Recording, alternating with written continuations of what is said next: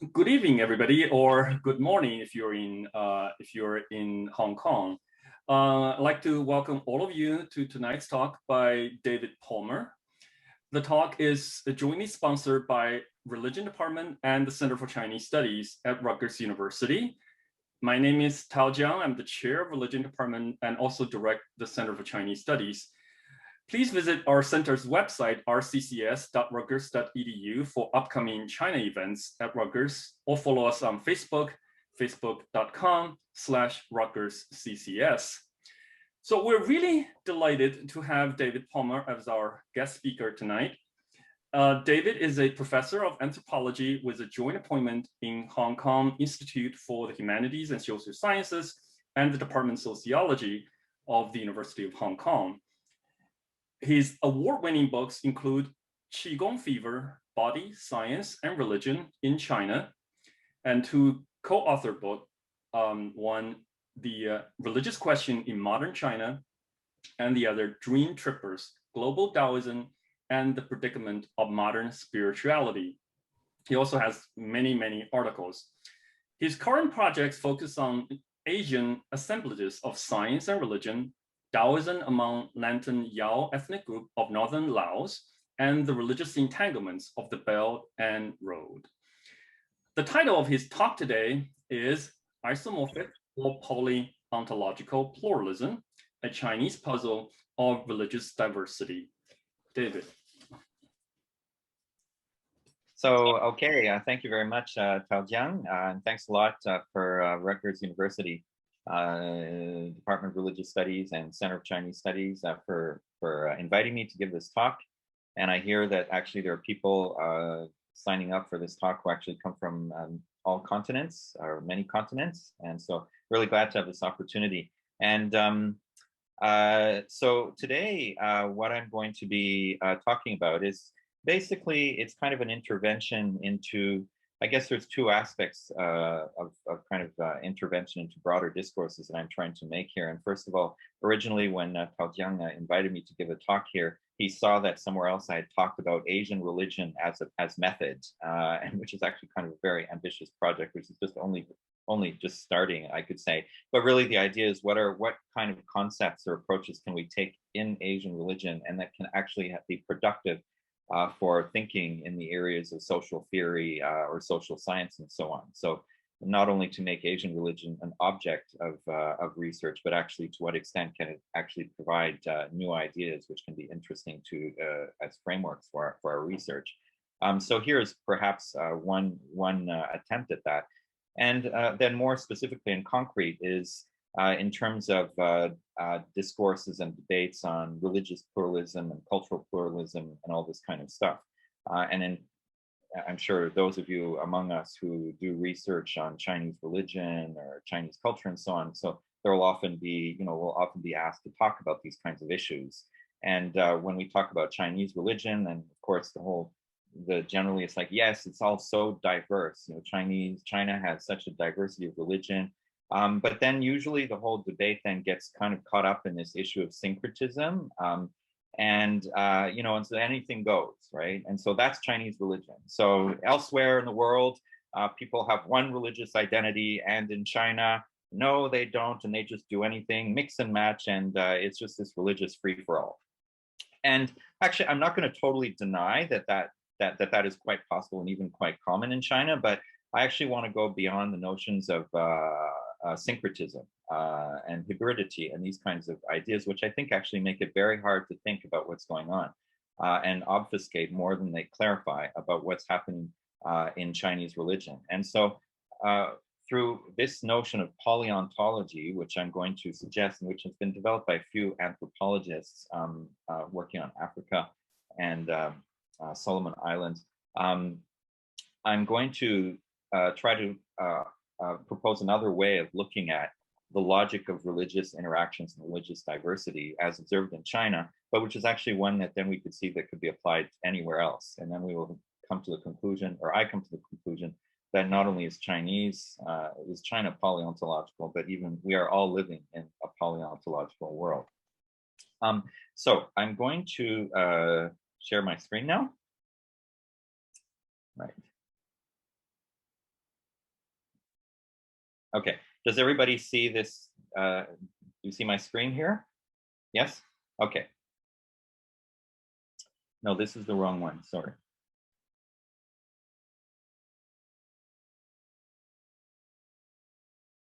Okay. All right. So basically, when we talk about, usually in the discourses on religious pluralism, um, there's basically, we have this vision where there are several entities that are side by side, such as Christianity, Islam, Judaism, Buddhism, Taoism, and so on. And so we have this diversity of different self-contained and bounded entities. So this is the conventional view of pluralism as it is understood in much discourse. And the key, what is so important in this, this discourse on pluralism is that all of the units are isomorphic, which means that they're all understood as having the same structure, more or less the same structure. And the only difference, the difference between them is they just have different colors or somehow different content. So, so actually, this pluralism can kind of be understood like the different flags of different countries. Every country has its own flag, but the shape of the flag is very much the same. And so we have all these flags that are kind of one beside the other. And so there's this colorful, this colorful array of different flags.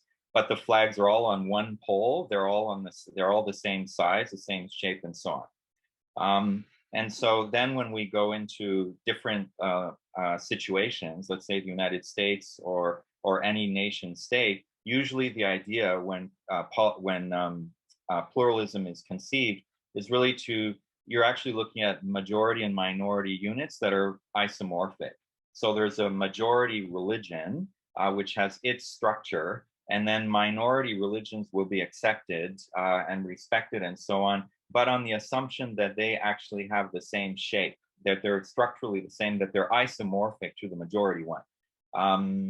So we'll have the one big flag and several smaller flags around it. So they're all isomorphic. They all have a kind of a church-style organization. They all have a clerical structure. They all have, and basically the isomorphism is derived from modern Christianity in most cases. So we have these other entities that, and we've actually in the religious question in modern China, for example, we looked at how there had been one study of the so-called Buddhist Church of America, which tried to establish itself as a church and to have Sunday services and so on and so forth. There's the Taoist Association of Italy, which has really tried to assert how to find itself a legitimate space within the Italian religious field by showing how it is kind of similar to the Catholic Church in its structure and so on. So there's this pressure in different nation states for minority religions to adopt an isomorphic structure to the majority religion. So, but then of course, anthropologists and scholars of religion and scholars of Chinese religion and so on, they've really shown that that's not how things work.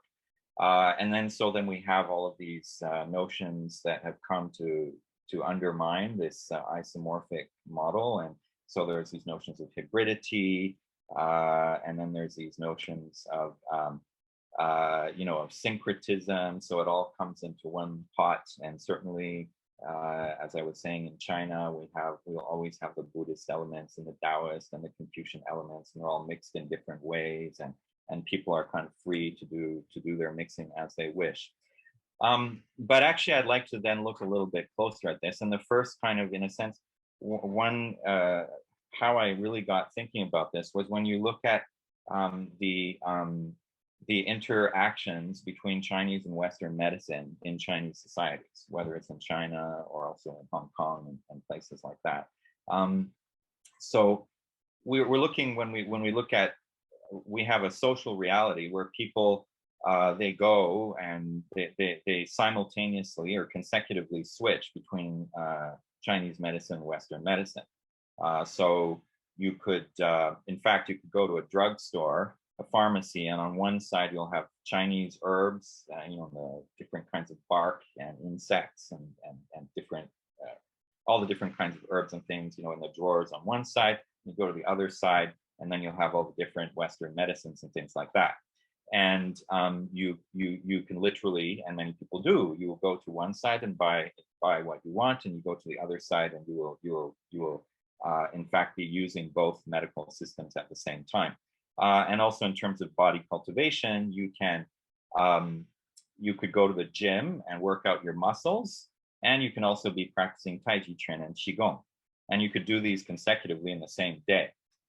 But what we're looking at here is actually in Chinese and Western medicine, or Chinese and Western body cultivation, we're looking at really radically incommensurable ontologies here. So these are systems of knowledge that have completely different ontological foundations. And not only they're completely different, but what did I do? Uh-oh. Okay. Not only are they completely different, but they just can't be combined in any way. They cannot be merged. Now, of course, some idiosyncratic philosophers or thinkers, they try to come up with their own intellectual synthesis of Chinese and Western medicine, or Chinese and Western philosophy, or so on and so forth. But those tend to stay at the realm of individual products of individual minds, but collectively, socially, we still have completely different institutions of Chinese medicine and Chinese body life nurturing, and institutions of Western medicine and Western health practices and so on. And they don't really merge.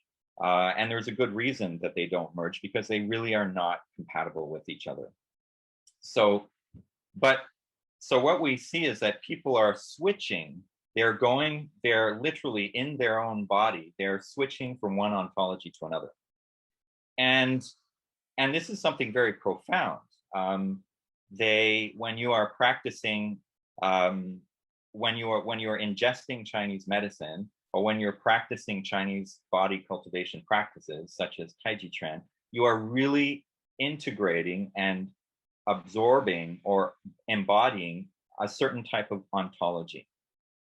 And then when you're going to the gym, or when you're ingesting Western, you're going to the hospital and getting injected, right, vaccinations and things like that, your body is incorporating a certain ontology, and it's being integrated into the social manifestation of that ontology. So the same body actually it literally switches between two radically incommensurable ontologies. And the interesting thing is that's actually not a problem. It's not a problem. So intellectually they're incompatible, but you can switch. And yet the switching does not mean that these two are being merged or synthesized or syncretized. This is not a syncretism, actually. It's not a syncretism. And so this is why the notion of poly-ontology seems to be quite apt to describe what's going on. There are different ontologies, and people are actually moving between and practicing different ontologies.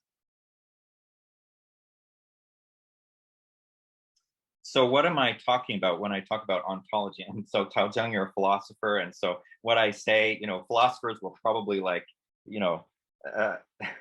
but basically I talk about ontology as an anthropologist, and actually there is an ontological turn in anthropology, but as an anthropologist, I look at it in a very simplistic fashion. Basically, an ontology is simply what is reality made of, and that's it. So then, philosophers might say, well, there's some people, they say, well, China doesn't have an ontology and blah, blah, blah. Well, okay, I'm not going to get into those philosophical discussions. It's simply, no matter where you are in the world, there is some assumptions about what reality is made of. Okay, that's it. So that's what I mean by ontology.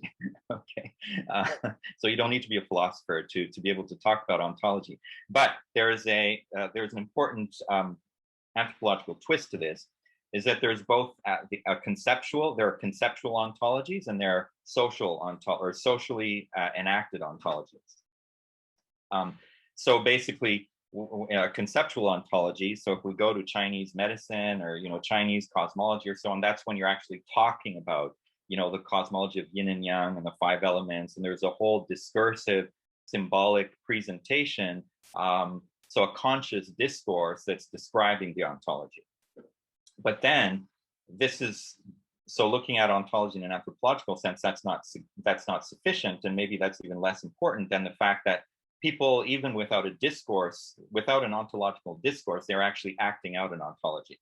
And so when anthropologists go to societies that don't have written texts and so on, what they're usually, and then they come up, they draw out, they depict a whole system, a whole cosmology. What they've done is they've drawn out that depiction from observing how people are actually enacting a certain cosmology. And so that's when through your behavior, you're actually, or through the language of everyday life, you actually enact certain categorizations between different types of beings and the relationships between different types of beings.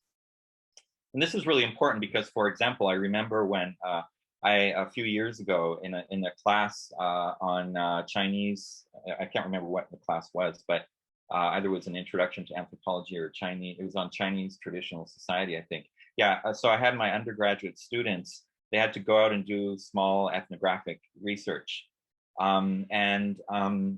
One pair of students, they went out and they ended up researching a group of Taiji Chuan practitioners in Hong Kong. And so they watched them practicing Taiji Chuan, and then they interviewed them and so on. And then they asked the question, they interviewed them and then they asked the practitioners, so are you Taoist? Or some kind of question like that. Or are you religious, or are you Taoist, or anyway, something like that. And then they said, no. And then the students, then they concluded that that there was nothing Taoist or nothing religious about this Taiji Chuan practice.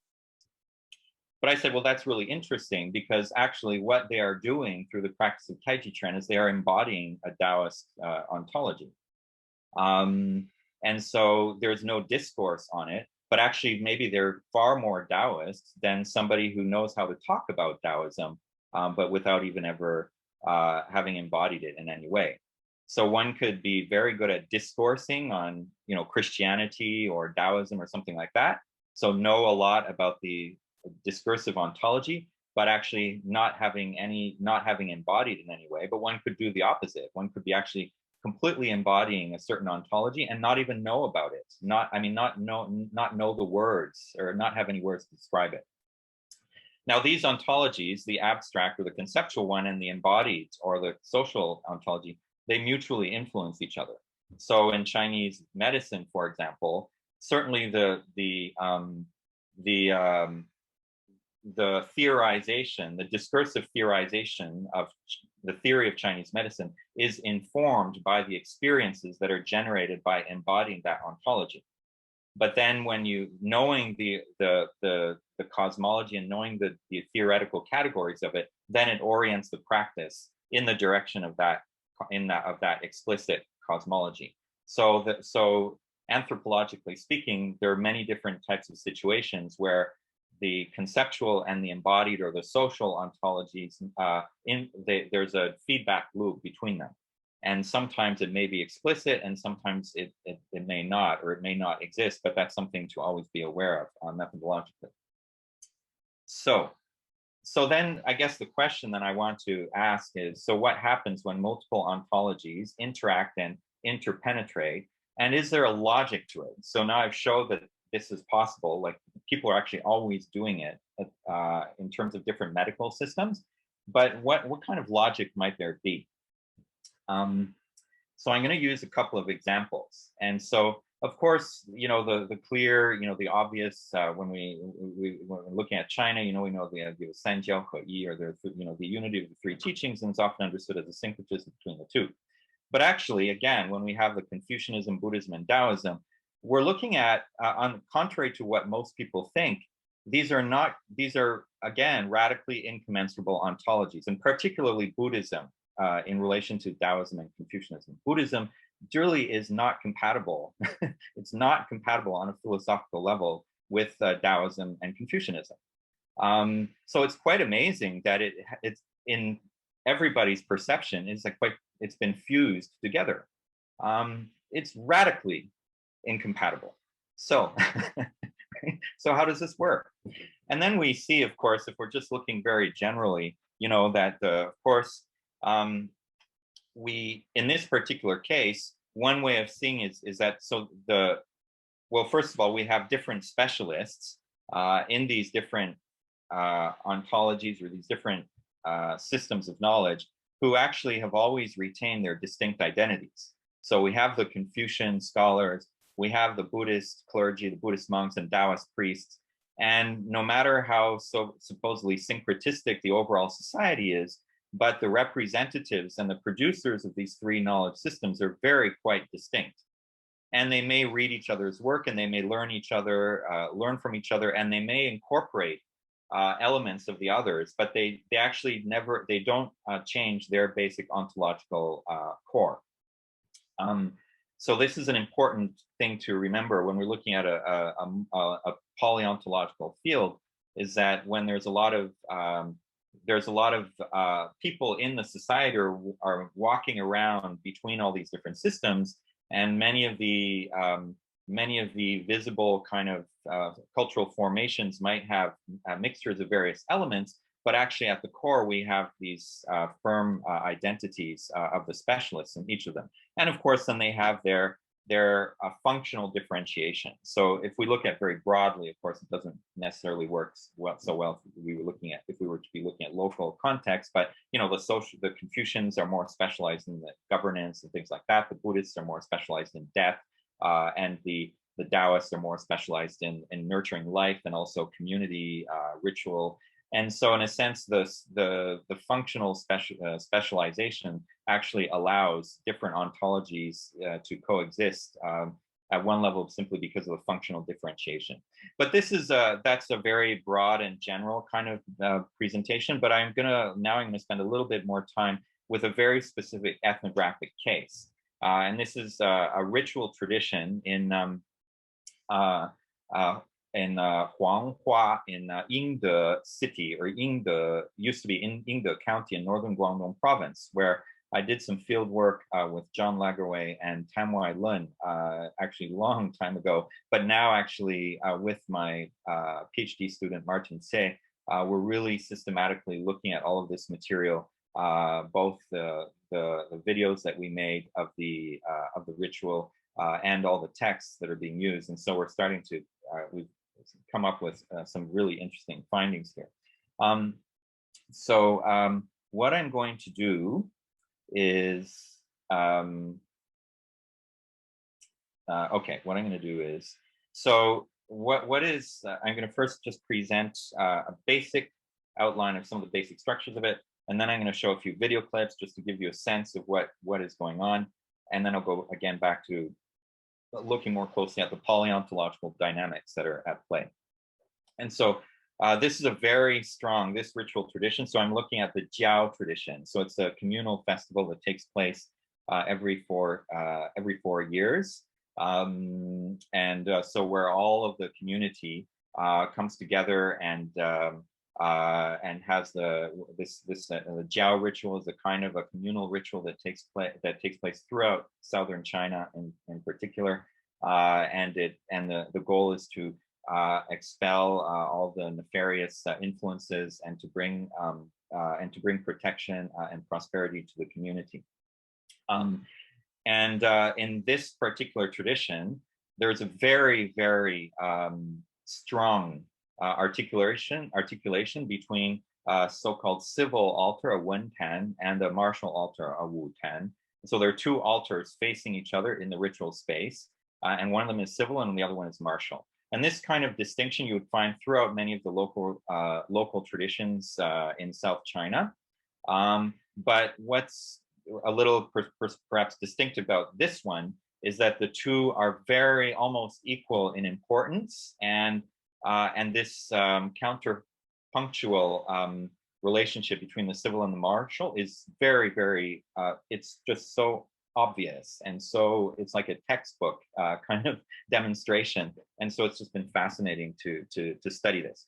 And what we will see when I show the some of the video clips is that, so we have this, the ritual field with its two altars facing each other. And so we have the civil and the martial, and the civil one is also called the upper, the shangtan, and then we have the lower altar, the xiatan.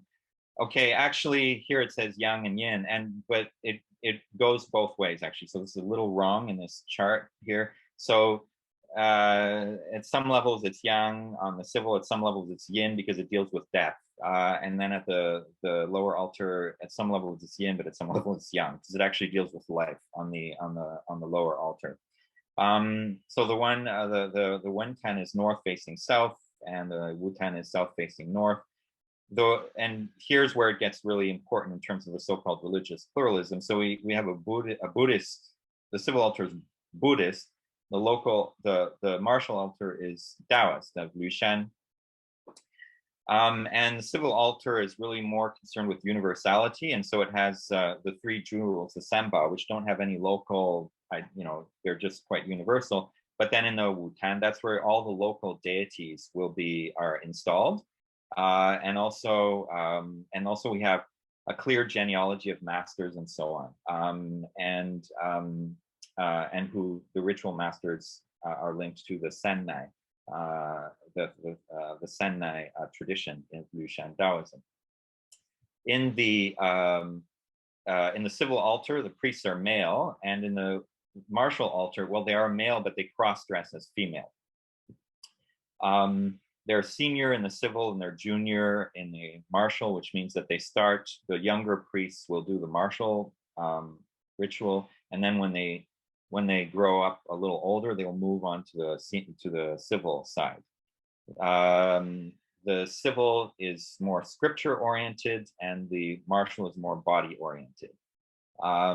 The civil is very proper and serious, and whereas the local people said that the martial part is xie, and there's a lot of stuff going on that's a little weird, right? Well, there's the cross-dressing, and there's a lot of jokes and lewd jokes, like sexual jokes going on all night long when they're doing a kind of crosstalk comedy in the middle of the night. So it's very humorous on the civil, and it's kind of funny on the martial. And even it gets Levi-Straussian here because it's very they at one point they feed rice. There's a Bai Luo Han ritual, and on one side it's cooked porridge, it's softened, whereas on the martial side they've literally stuffed coarse rice into the mouth of the deity statue in a very rowdy fashion. So, all right. So I will just show a few video clips just to give an idea of what's going on.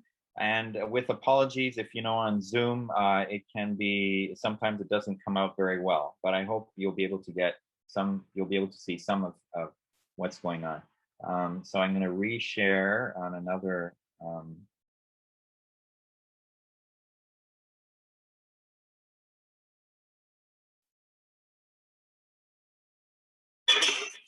right. So do you see the video? Yeah. Do you hear it? Yes, okay. So first, just giving some background, just giving a sense of what's going on. So you can see here the ritual space with one of the altars. So there's one altar. So this is taken from one altar, looking at the other altar.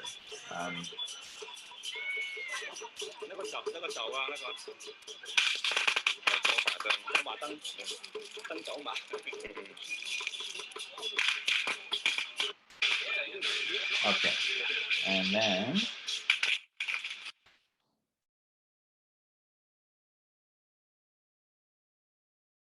Okay, and here is the Wen-tan, so the civil altar. So just to give you a sense of some of the solemn ritual activity that takes place at the civil altar. So we have the scroll to the three jewels.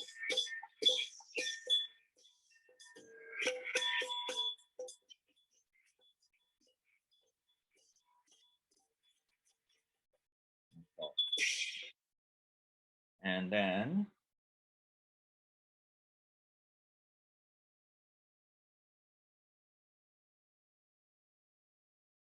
all right. And now just to give you a sense of the martial altar, the Wu-Tan.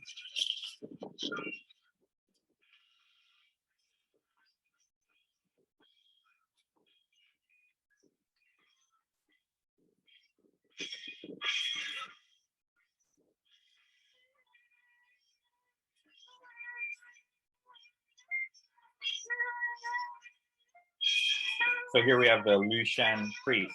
Now here he is just wearing normal clothes, but at other times, so he's maybe a little lazy here, but other times they should be wearing red or black women's clothing and a wig with long hair. But the characteristic kind of movements in this martial altar here are spinning. You'll see a little bit. Yeah.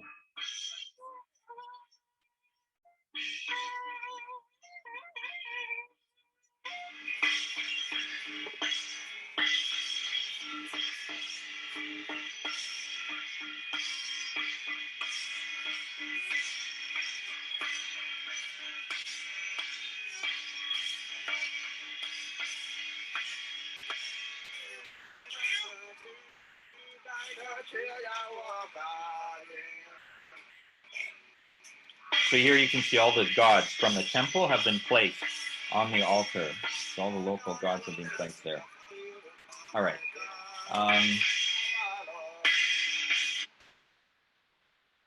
And then at the procession, when there's a procession, the Jinxiang that goes around all the villages in the community, then we will see here. Okay.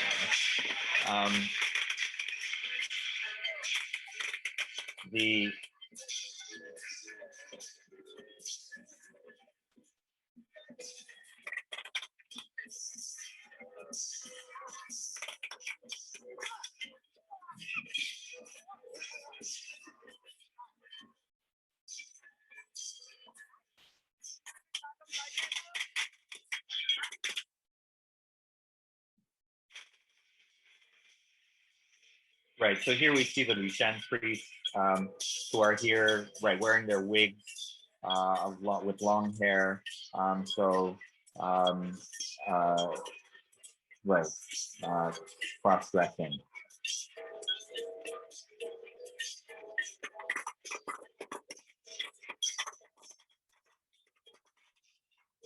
All right, so I hope you were able to actually see some movement there and that you weren't having just frozen screens and stuff. So I hope that worked. So now I'm going to go back to my my other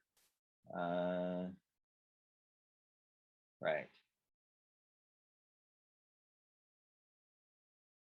Okay, do you see the polarities in ritual field chart? Yes. All right.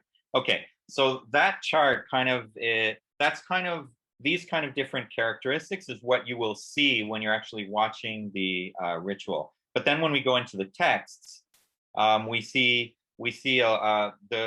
this structure actually is depicted in much more detail in the texts that are actually being used in this tradition by the priests.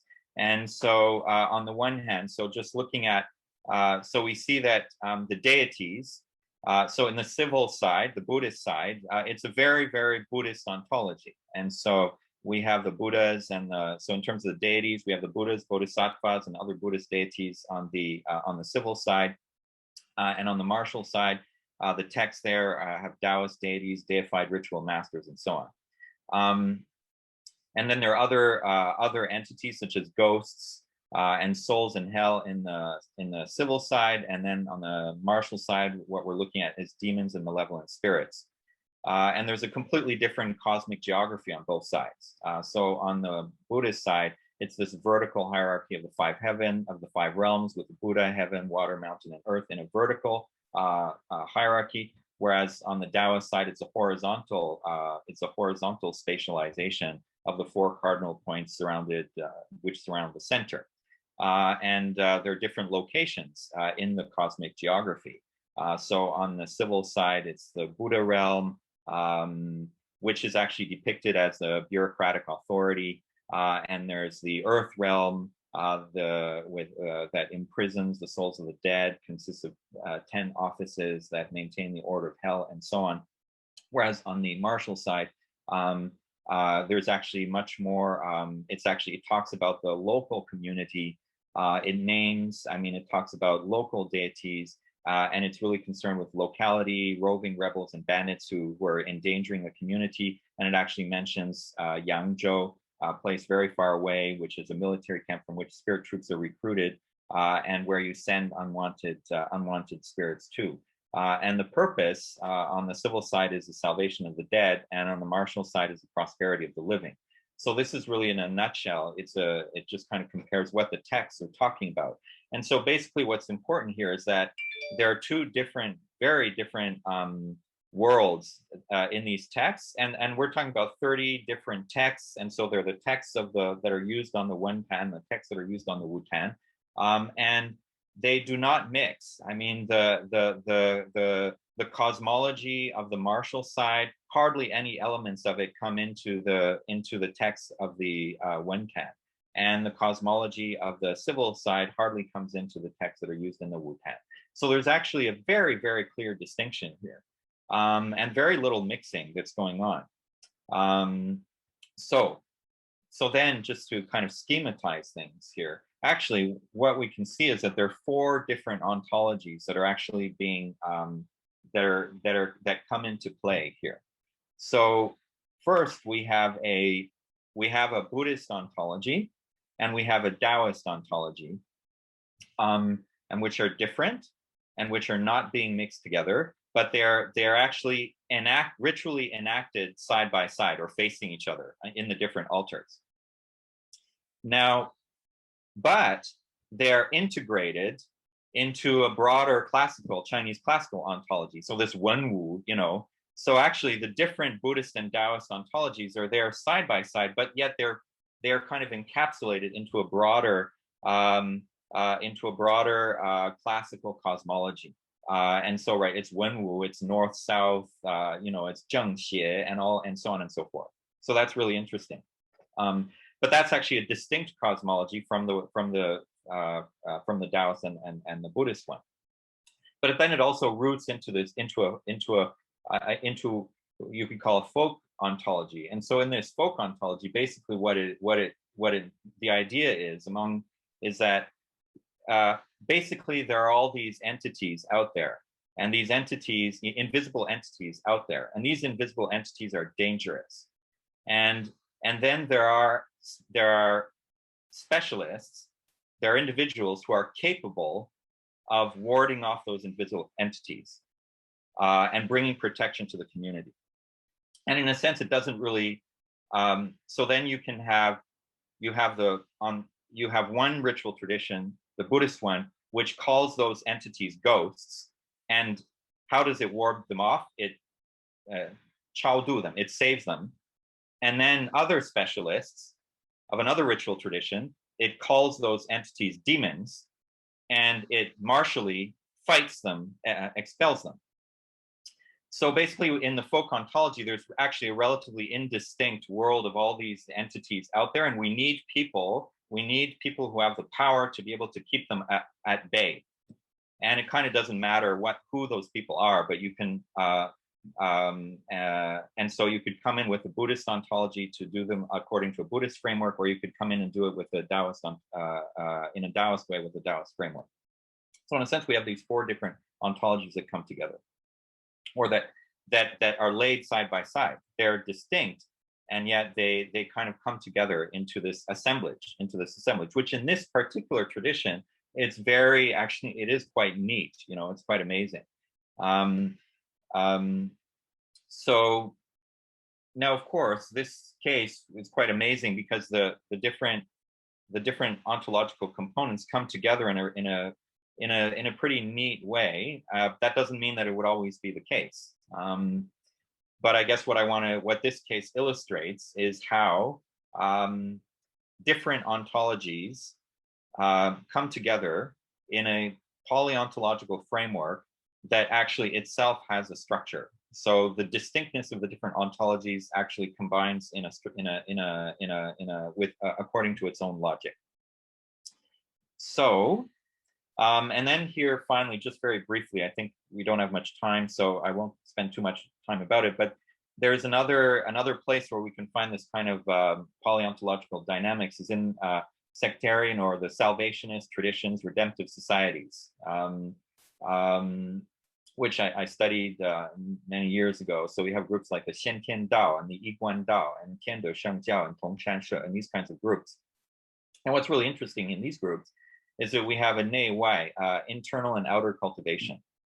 And often what you'll see in many of these groups is that, so the inner cultivation is Taoist. So it's Taoist inner alchemy on the inside.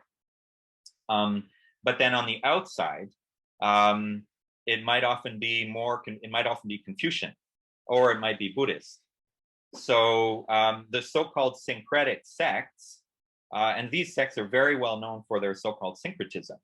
And in many ways there is. I mean, there is real syncretism there, but actually there is also what I would call a structured polyontology in many of these groups.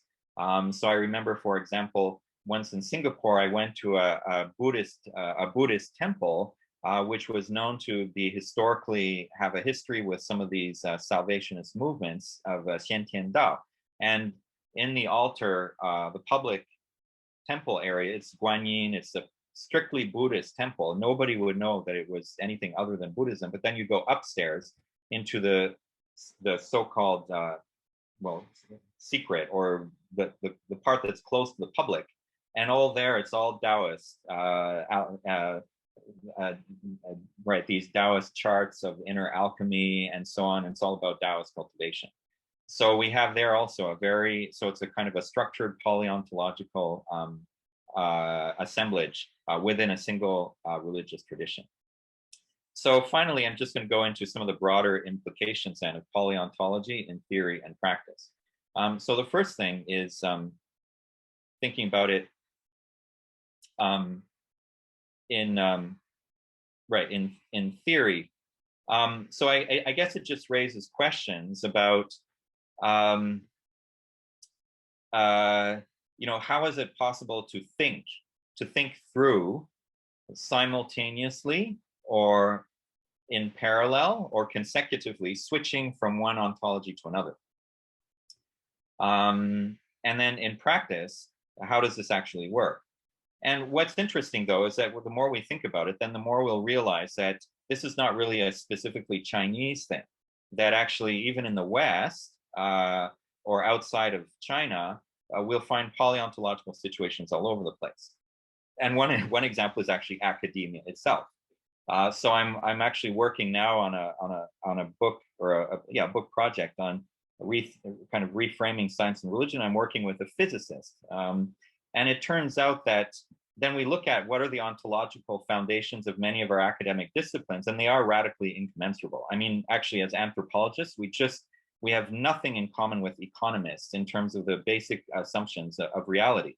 And then even less with physicists. And then what turns out that even in physics, there are radically incommensurable ontologies. And yet that doesn't stop people from working together and assembling at various times interdisciplinary collaborations, like what I'm now doing with a physicist. And even theorists from switching from one ontology to another whenever it pragmatically suits their purpose. Now, of course, this might nonetheless pose some challenges for people who are really committed to one ontology, whether ideologically or religiously. But still, even if one is committed to one ontology, or one is committed to affirming one ontology, whether it's an academic discipline or religious identity or so on, which would be the priority one in some or all situations. But that doesn't stop the fact that in lived reality, it's impossible to avoid dealing with, embodying, and engaging with other ontologies. And then so that what we can see is that the systems of knowledge associated with different ontologies can retain their distinctiveness in constant interaction, learning from each other, absorbing from each other, and yet that doesn't undermine, that actually ultimately doesn't undermine their identity or their existence. So it's not something to be afraid of. That's basically what I'm saying. So poly-ontology doesn't mean that you have to lose your identity, nor does it mean that every distinctive systems of knowledge just have to melt together in some kind of postmodern disintegration of any coherent way of thinking. Rather, though, it enriches our life in the sense that we can switch from different forms of coherent thinking and different forms of coherent embodiment within our own life and within our community. So yeah, so that's my talk, and so I look forward to the discussion. Thank you very much. So the floor is open. If anybody wants to raise questions, you can obviously use the raise hand, or if you prefer, you can also type it in the chat room, and I'll relay the questions. So we have wait a minute. Okay, so Vin, go ahead. Vin Chander, you first need to unmute yourself. Or okay, so I'm not seeing the who raised. Oh, okay, all right. So Gil, go ahead. I think Elena was before me. Yeah, because I was looking at a different place, so I basically try to grab onto whoever I could see. Or so Elena, go first. Oh, it doesn't really matter. I think my hand is meshing with my background here, so you couldn't see it. Anyways, thank you for a fascinating talk, and it's really I wanted to just point a few things out because it's also really inspiring and helping me with my research in terms of so-called syncretism, sanjiahe, that I am dealing with in Sichuan, and in some cases that I'm studying in Sichuan. And so I wanted to ask a couple of, or just make a couple of points. First of all, I'm wondering if you could talk a little more about why this is happening. What is the goal? What does this enable these people to do that they couldn't do with just one ontology? What is the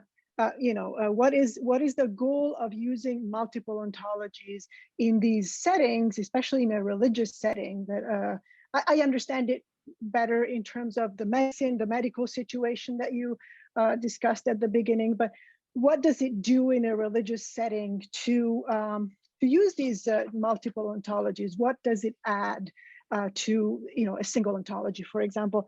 And then I wanted to, because I am a historian, I wanted also to add a historical perspective here, and how does this change? And of course, you are an anthropologist, so you may not really be interested in this, but what I'm interested in also is, in a historical situation, how do these ontologies, how does this relationship between ontologies shift according to what's happening around this temple or this community, and how does the historical situation influence the shifting relationship between these different ontologies? And are they maybe sometimes what you presented seemed to be a very harmonious situation? These ontologies work really well together, but what if maybe sometimes they don't work together and they come to clash, or maybe one ontology really wants to overtake the other ontology or use the other ontologies for their own desires or their own goals, which I think happens in historical situations. I think we see that happening. But thank you. This is really inspiring. Thank you. Yeah, so actually, and I think the first two questions, why this kind of poly-ontological configuration and the historical shifts. Actually, the answer, or my answer to them, is actually it combines the two, because I think it is a product of history. So when we look at now, of course, the thing is, when we're looking at this particular case,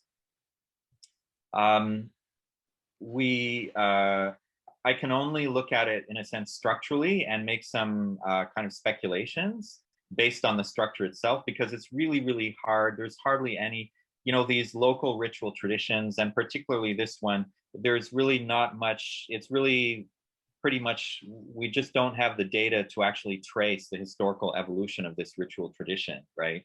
So then you can only,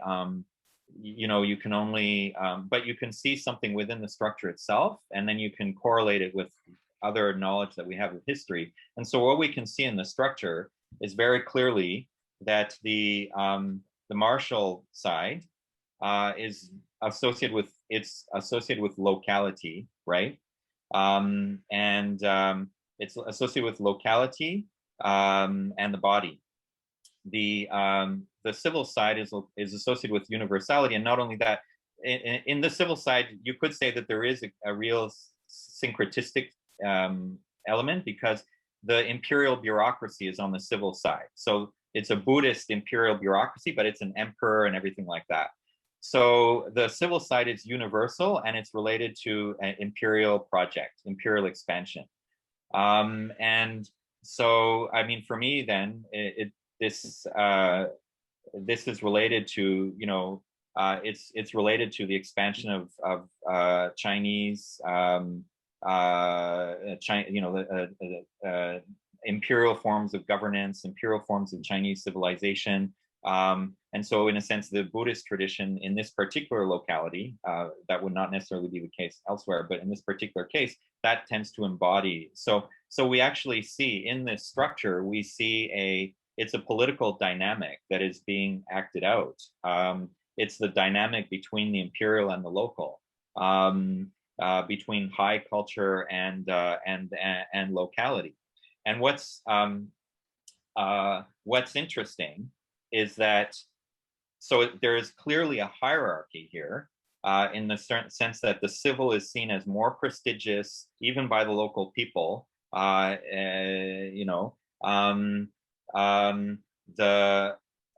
It is literary and everything like that, right? So okay, so we have the juxtaposition of the civilizing culture coming in and the local culture, but one does not obliterate the other, and that's what I find really interesting here, right? So the two live in a kind of a suspended tension, and in fact, the ritual kind of plays it all out. It plays out the juxtaposition of these two cultures, and it never really resolves them, but it also affirms the superiority or the sovereignty of the one over the other. So I think it's a fascinating kind of enacting of a political dynamic that is the product of historical forces. And in another iteration of this presentation, I also looked at how this was playing out in the first decade of the 21st century, when we did this field work, where in a sense the same structure was being enacted between the socialist state and this ritual tradition, when they actually, kind of as a result of our research, then they 申报非物质文化遗产 for this tradition. And so it became designated as a county level intangible heritage. And the local authorities, who did not want to come close to this place in 2004 when we went there for the first time, but a few years later, they were accompanying us there, and they saw this as a very legitimate thing. So there you had the same dynamic again. You had the socialist universalizing ontology that was there, and yet it wasn't absorbing or obliterating the other one. So you had this uneasy, or this juxtaposition of the two. So I think there's a really, so this kind of polyontological dynamic is a really interesting way of looking at how, so it's not necessarily a totally peaceful, it's not an egalitarian peaceful coexistence. It's a hierarchy, but it's an interesting kind of hierarchy because it's a hierarchy that doesn't obliterate. So I think that's, so maybe then that goes to the, maybe is this a way of dealing with conflict, right? Dealing with the tensions that actually are inevitable between incommensurable ontologies on the one hand, but also tensions that exist between different social formations that embody these different ontologies. So how do you, one way, perhaps this is one way of dealing with these tensions is through a polyontological dynamic. So I guess, yeah, that would be my answer. Thank you, Gil. Oh, great. Thanks, David. This was really a lot of food for thought here. And I have a couple of challenges, or maybe three. One is very simple, and you don't have to really deal with that, but it was just on your first examples, which are very modern, about people like doing gym and Tai Chi, or going to in the same medicine store and buying two types of medicine. And here my question is really, how immersed do you have to be in a particular culture to actually live two ontologies versus not really realizing they're two ontologies? But we don't really, this is also has to do with the incorporation of, things like acupuncture in Western biomedical hospitals in the United States, where clearly people are not buying into the Qi system at all. But that's another issue. But far more important for me was actually thinking about your example, and then following that up with what you just explained about the socialist state. That actually is related to what I was going to say. The Wen Wu kind of dichotomy, is not, or not dichotomy, but dyad, that's very basic in Taoist ritual. I mean, Taoism begins with that notion. Right. So it seems to be, and then the examples that you brought with these, different ontology, different cosmologies and so on, neither the Buddhist nor the Taoist cosmology of this Huanghua tradition are kind of orthodox Buddhist or Taoist. They are very localized constructions that they're labeling Buddhist and Taoist. They're not actually. So I would be very interested in what they actually came up with this particular system, which doesn't correspond, to either Buddhism or Taoism as they themselves perhaps usually portray themselves. So it's a very localized construction, which I would say is actually, they're not incommensurate ontologies, but they're constructing a very commensurate ontology in a very interesting way that's so structuralist. But Yoshua mentioned that they're doing this blood sacrifice in a Taoist side. Well, of course they do in Taoist rituals too, in the white hand. I mean, these are constructed exactly in the same way. But then we said at the end, reminded me that one of the ways in which Taoism constructed itself throughout history, and it follows up with the Han Dynasty, way in which the empire constructed itself, is by the real dichotomy was between sort of the organized, what we might call the civil organization that culminates in the emperor, versus all the local, what they call demonic cults, just a local religion basically, and sort of subordinating them into an organized system. And that's been the case throughout history. I'm just rereading Mark Mullenbell's book about demonic warfare, which just shows how it happens with the function Yeni. So it's very close already to the 18th century. So I'm not saying here really an incommensurate cosmology. I'm saying a single cosmology in which different trends within the cosmology are being organized in particular ways. So the Xie is subordinate to the Zheng, right? And not just, that goes back to as early as we can go with, really, in socialist history, and Taoists pick that up. And I see that kind of organized here. The labeling that you call Buddhist and Taoist are very local labels. I mean, the spatial, the horizontal versus vertical, that is not Buddhist and Taoist. That is the way they organize and label these particular tendencies. And I think from about the 4th century in the Lingpa scriptures, the Buddhist ontology was pretty much swallowed up into Buddhist ways of thinking about ghosts, and these kind of cycles have really become absorbed. So I'm with you completely on the sense that syncretism and hybrid doesn't work. These are not good labels. I like polyontology, but I'm not quite convinced that this is in fact what we're seeing here. Although I would be very happy to think more about that. Right. Yeah. So okay. So one thing is that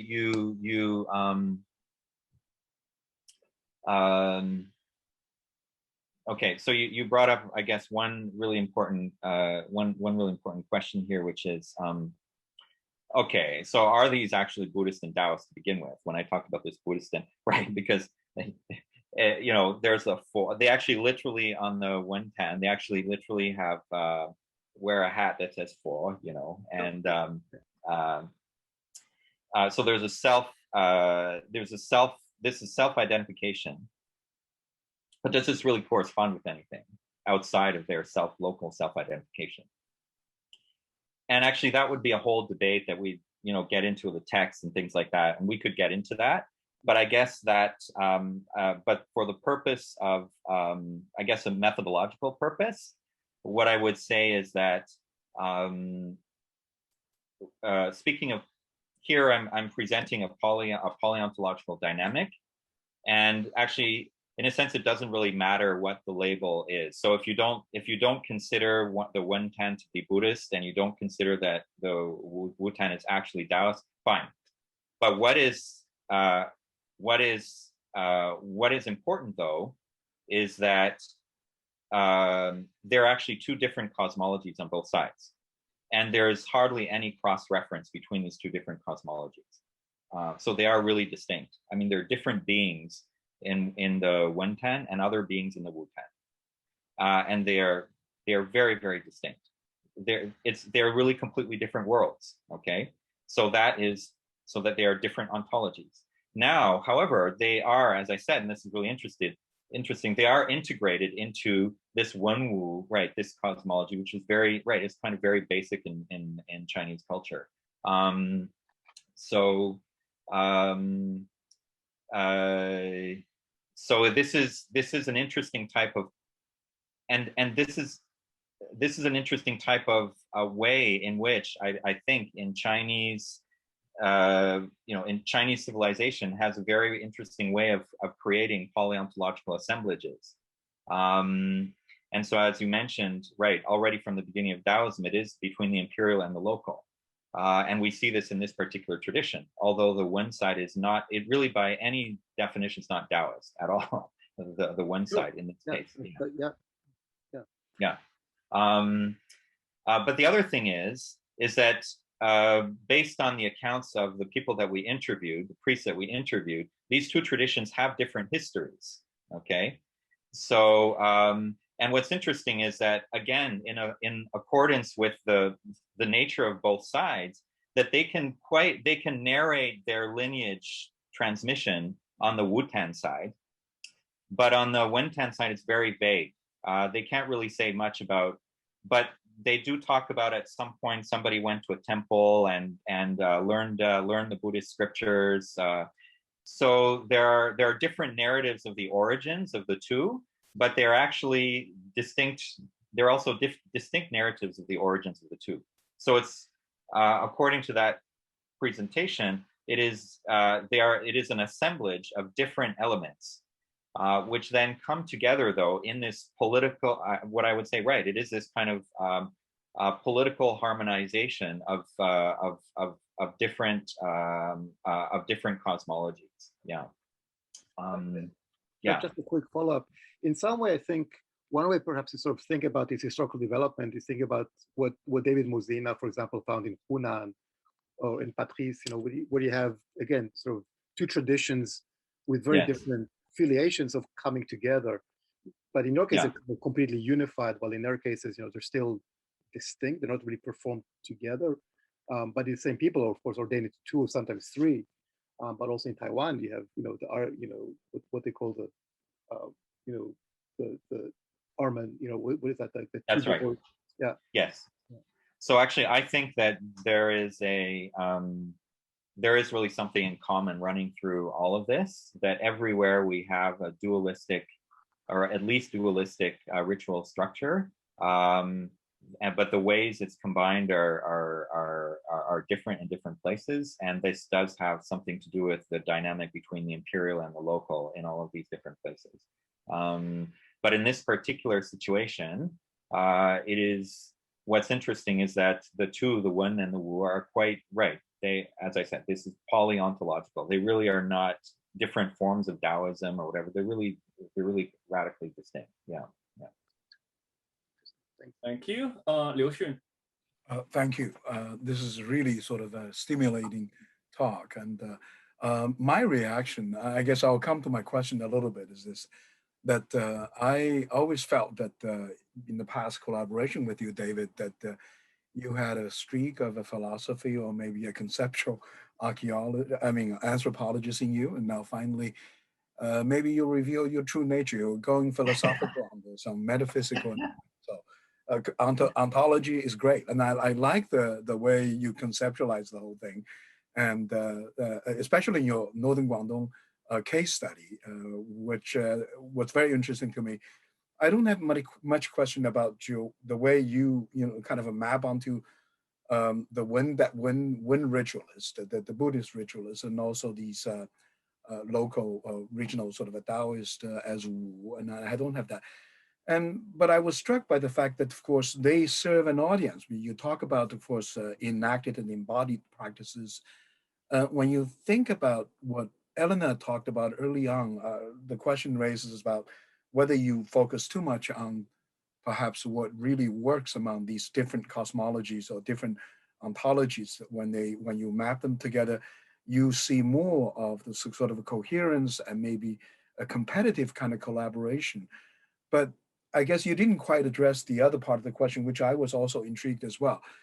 In these local contexts, I guess when they often come together to perform ritual for a client, which is sometimes is outright the whole village or the local community, and of course you see your collaborations there. That works very well. Actually, indeed, in your chart, you indicated there was also this folk ontology as well.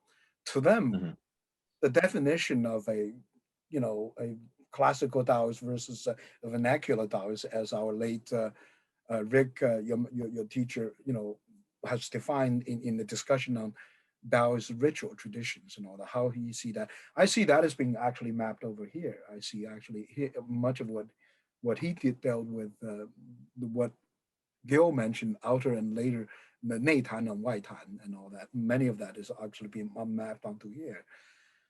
And I do want to see sometimes what we see as sort of dichotomous ontologies. What was you talk about the unifying logic there. And I guess in this context, in Northern Guangdong context, can we see that the audience, the folk ontology provides really what unites them together. In other kind of circumstances, they may have some historical linkages or outright no connection at all.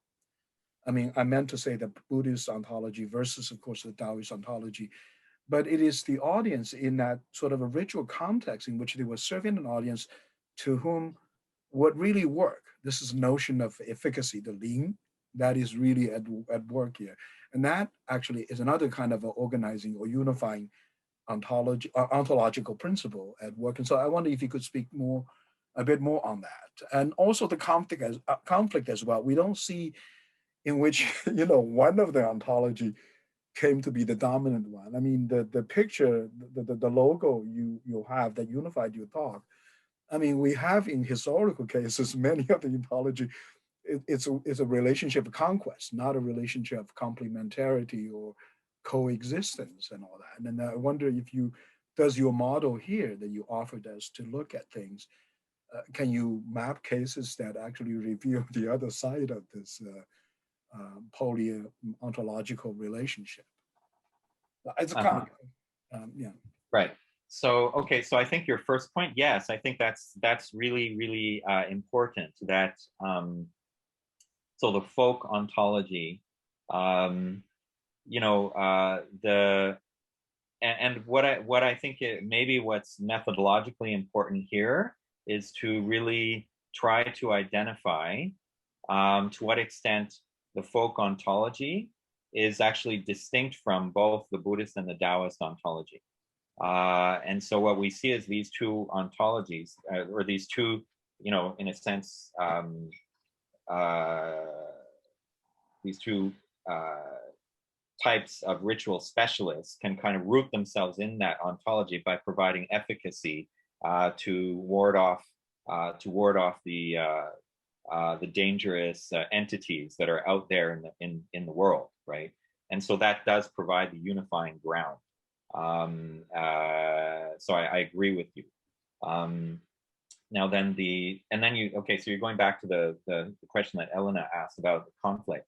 So, okay, first of all, though, this is, and actually in one article that when I get around to finishing writing it, which will present this anthropologically, the title is, or maybe Ritual Conquest. So I'm actually talking about a conquest situation here.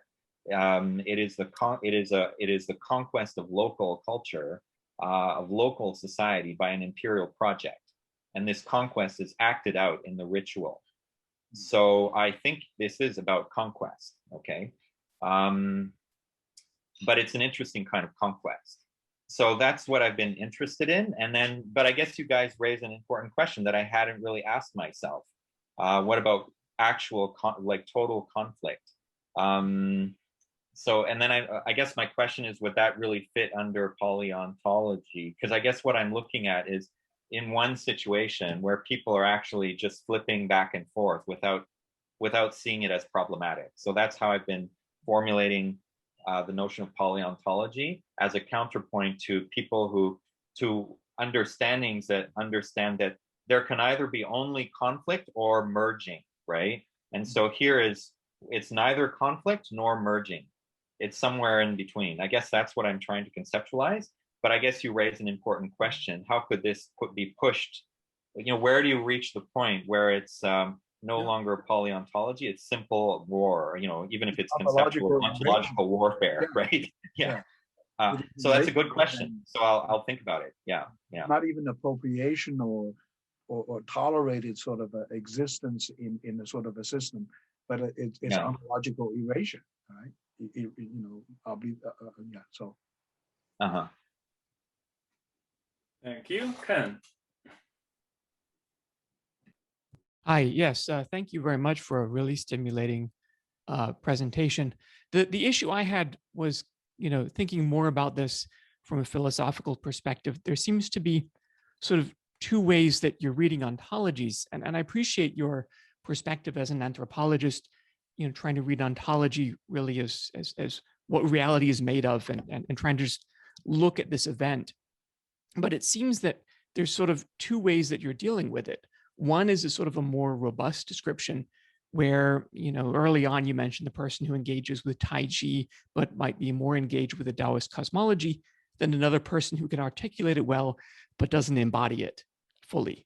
But then on the other side, it seems that with your description of the one in Wutan, in describing these as fundamentally different worlds, that you're really decontextualizing, or you're being, it seems maybe somewhat selective, because when I think back about these traditions which you're calling them from, I think of Christine Molier's Buddhism and Taoism face to face, Makeham's Buddhist roots of Jushi's philosophical thought, Jiang Wu's Enlightenment and Dispute, where Wang Yangming's leading disciples all turned to Buddhism. It seems that really walling them off from each other is taking it maybe a bit out of context. So that's my concern with your poly-ontology approach here. Okay, well, in terms of decontextualization, I will admit at one level, but somehow I don't think it's at the level that you're talking about. So where there's a decontextualization is really that this particular case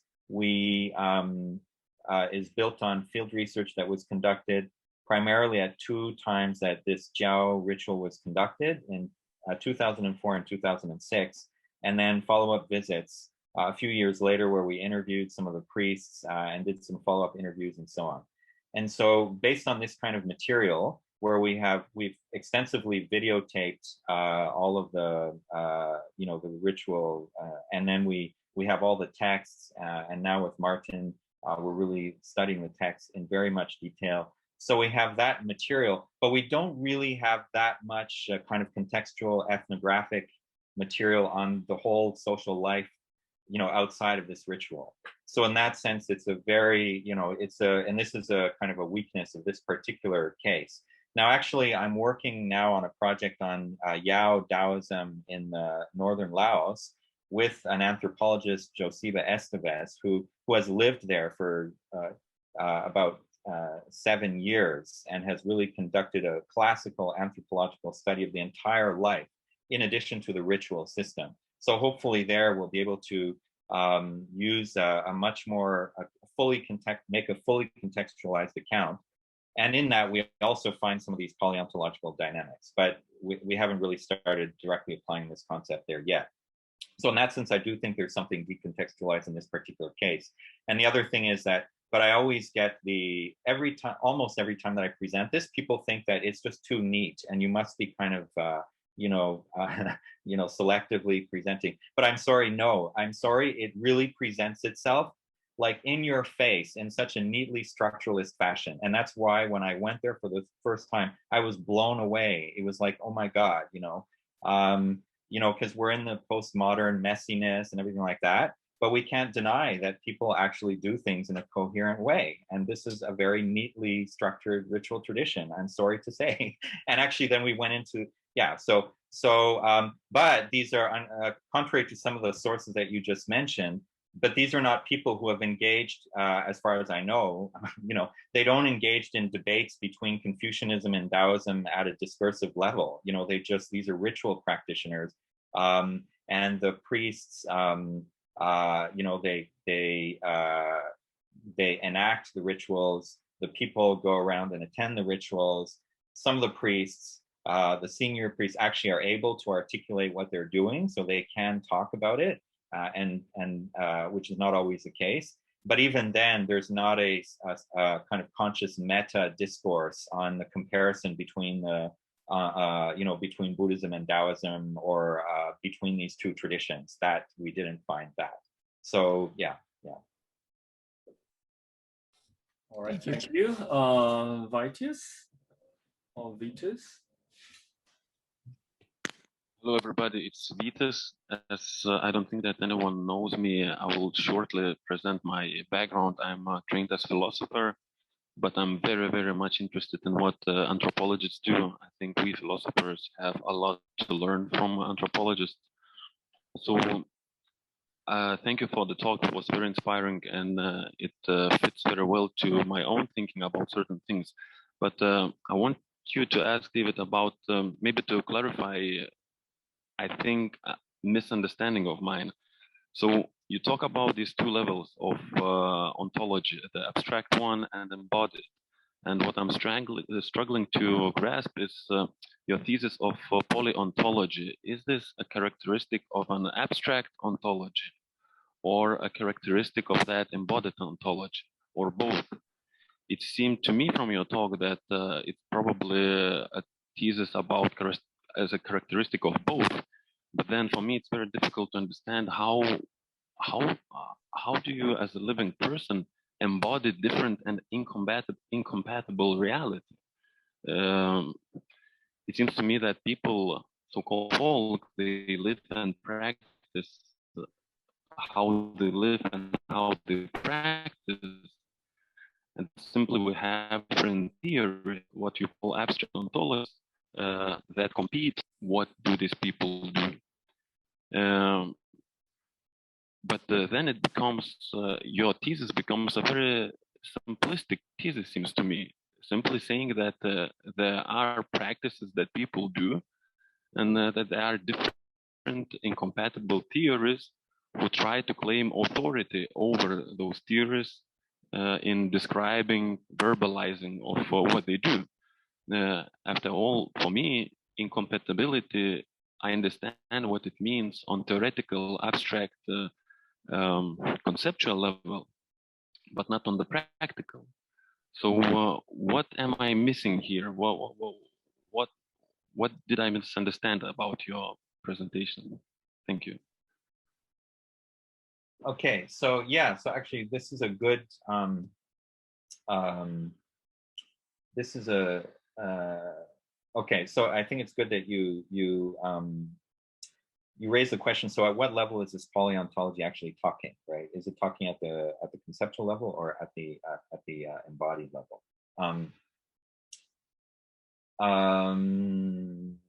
So,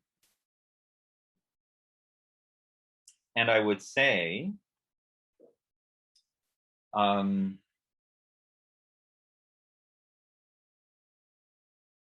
so it must be at primarily at the embodied level, okay? So I think this is really important, because at the conceptual level, one always needs to find an intellectual coherence within based on certain ontological assumptions. And so then at the conceptual level, different systems that are based on different ontological assumptions will be radically incompatible. But I guess what I'm saying is that actually they do not simply exist at a conceptual level. They have their enacted or embodied equivalents. And what's interesting is that what is not compatible at the intellectual level, it's not that it becomes compatible at the embodied level, but somehow the body is capable of actually enacting radically incommensurable ontologies. And this is different from, it's not simply holding different ideas at the same time. The way that you transform your body in again, to go back to the practices of Chinese and Western practices of the body, the way that you transform your body by going to the gym or by practicing Qigong or Tai Chi Chuan is very, very different. And you cannot do one without the underlying, consciously or unconsciously, the underlying ontology that's associated with it. And yet the body can really do both at the same time, even though the mind, the intellect cannot merge these two. So I guess what I'm just saying is that I'm looking at the possibility at an embodied level, whether it's the individual body or the social level, of actually simultaneously living out incompatible ontologies. And so I guess that's, yeah, maybe, I don't know, maybe it is a really simple point. Yeah. Can I actually piggyback on that point just a little bit, exercise my own privilege and provocatory? So I wonder whether instead of talking about another theory of presenting a theory of alternative theory of religion using the Northern Guangdong case, and whether what you're actually doing is maybe presenting a different theory about the body, right? About the sort of because there seems to be a very different kinds of the way that the ontology gets to be sort of manifested or articulated.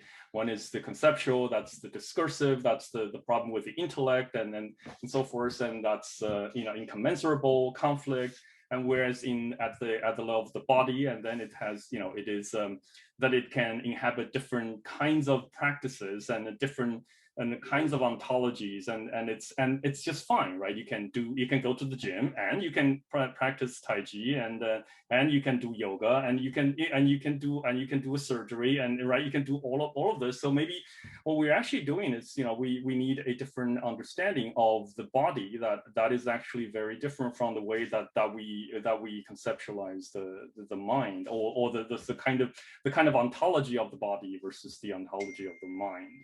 Does that make sense at all? Yeah, so maybe you're right. Maybe this is a way that it needs to be, this idea needs to be pushed in that direction, to say that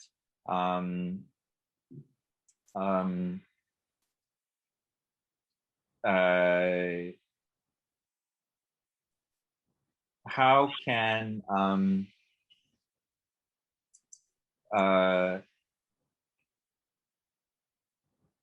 so how can we understand ontology as something that is beyond and not merely a philosophical concept?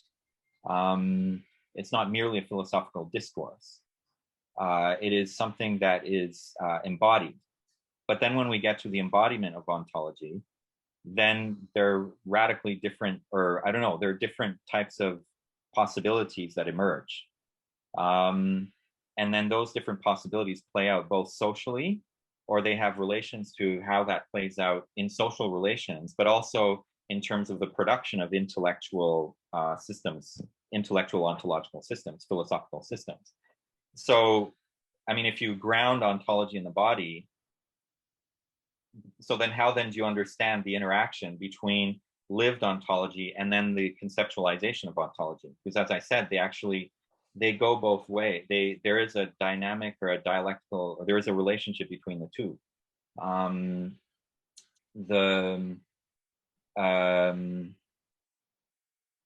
I mean, right, there is a way, I mean, this would get into a whole, a whole discussion on how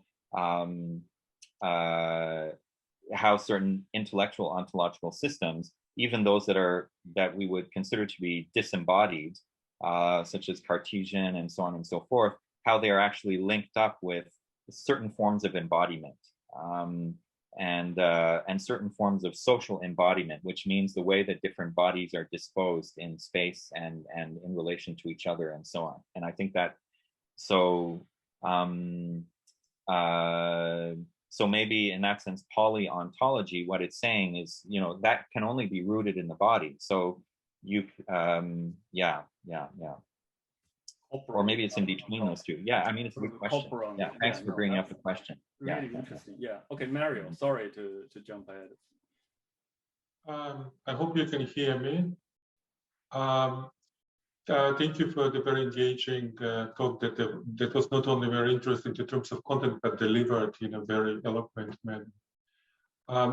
I have a couple of I have three actually kind of unrelated questions, but maybe if you don't mind two, I think they're very, very simple. The first one is about the ritual specialists. You mentioned Buddhist clergy, but really from the short video clip that you showed, they didn't look like really properly ordained Buddhist monks. So if you can tell us who these ritual specialists exactly are, what's their status, and why they didn't, wasn't there any monastery where they could kind of bring some proper monks? So what was into the decision to deploy a particular type of ritual specialist?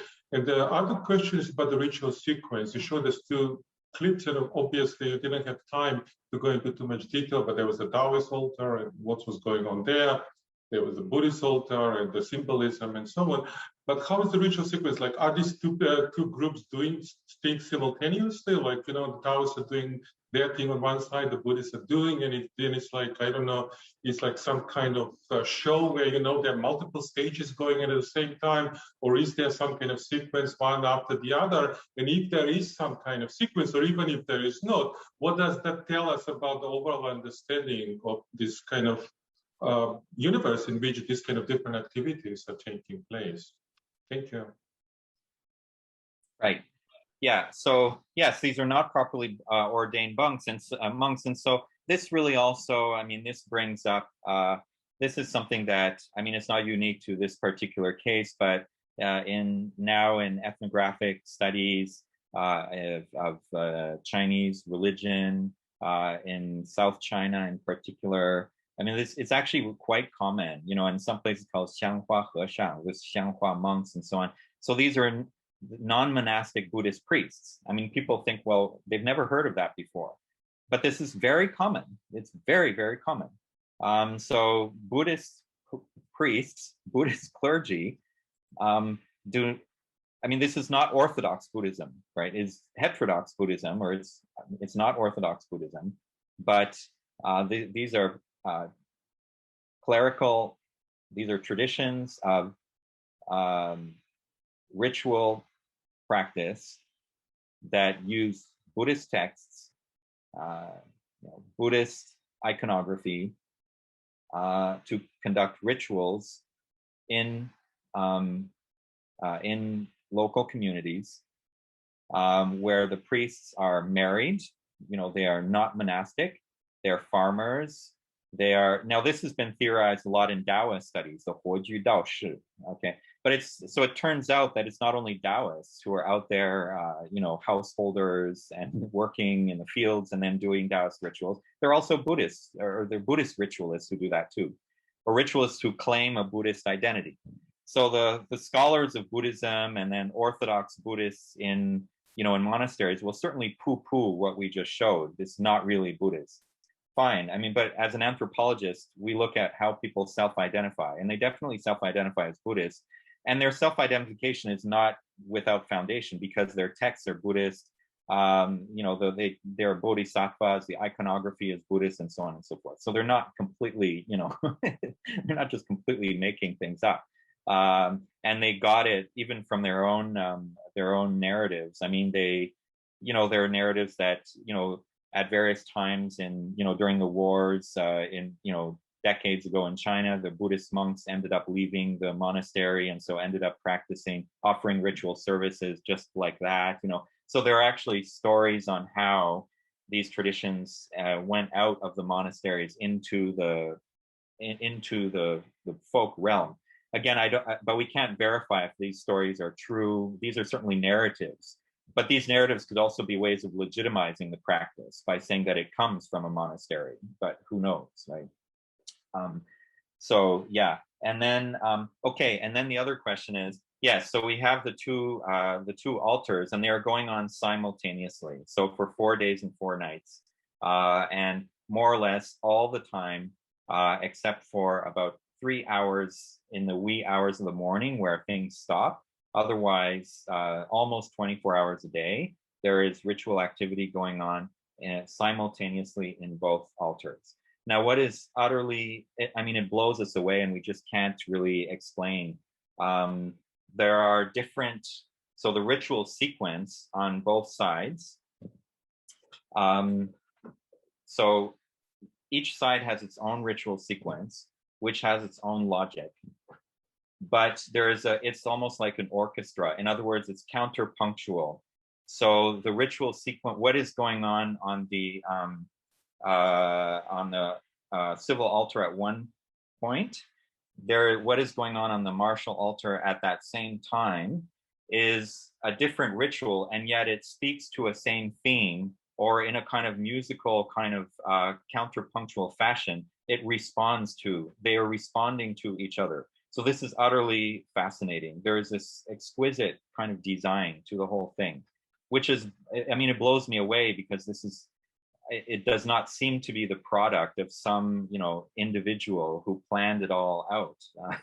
But it's basically, yeah. So there are two distinct ritual sequences going on, each of which is based on its own cosmology, as we said, and yet they are speaking to each other at each phase.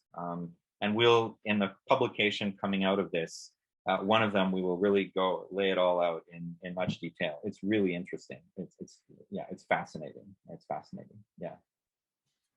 Thank you. Adam?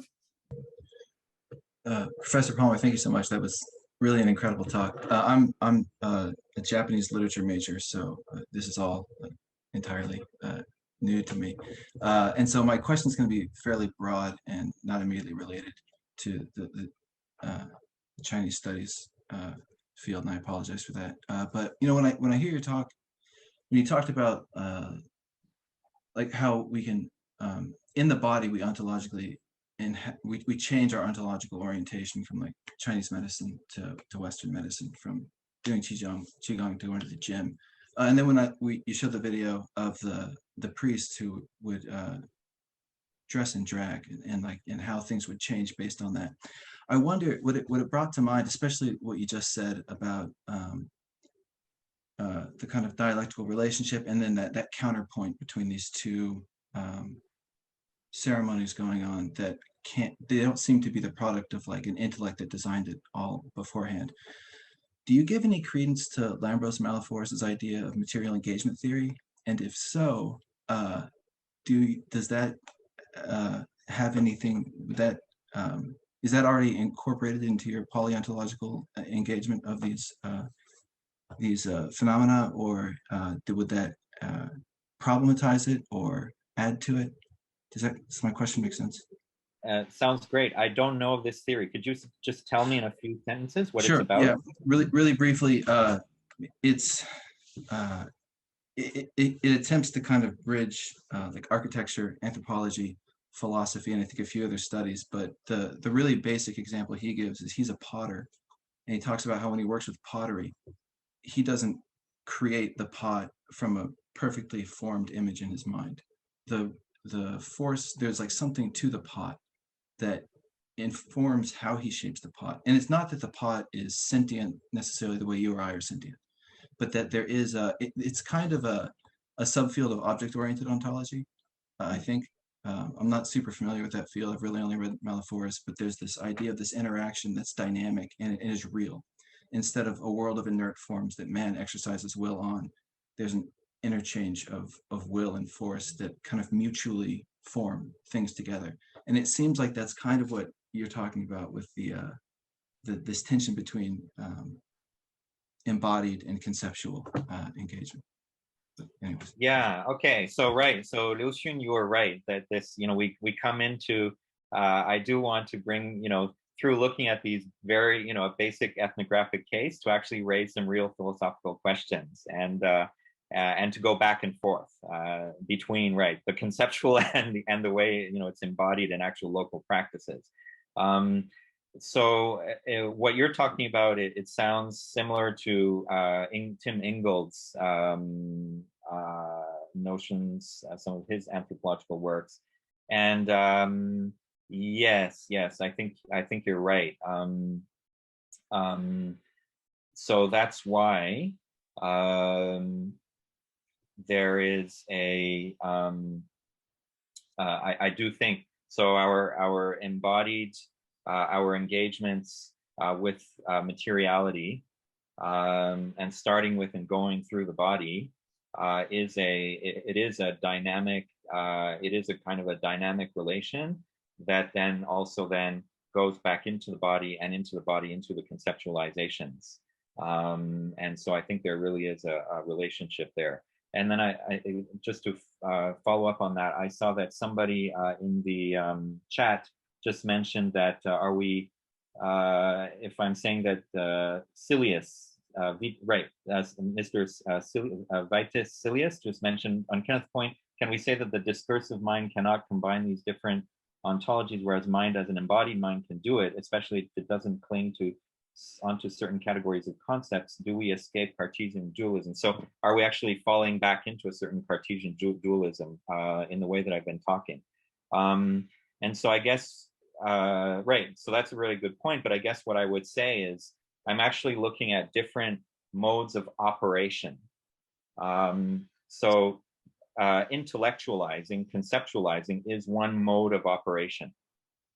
And so it operates at a certain level with certain types of objects, which are intellectual objects, which have their own logic and things like that. Now, then there can be other modes of operation.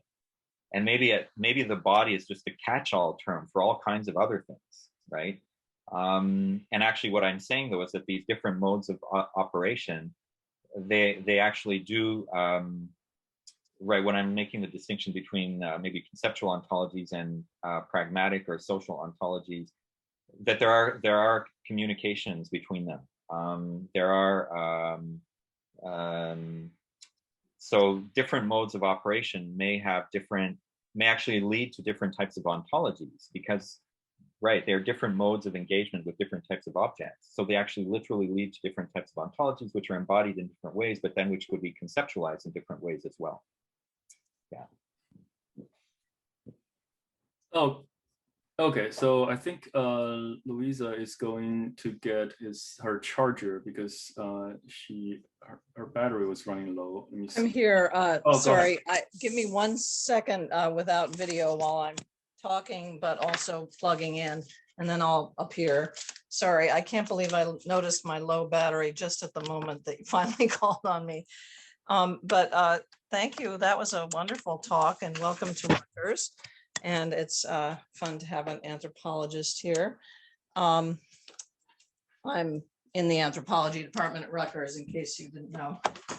And yeah, nice to meet you. So glad. Yeah.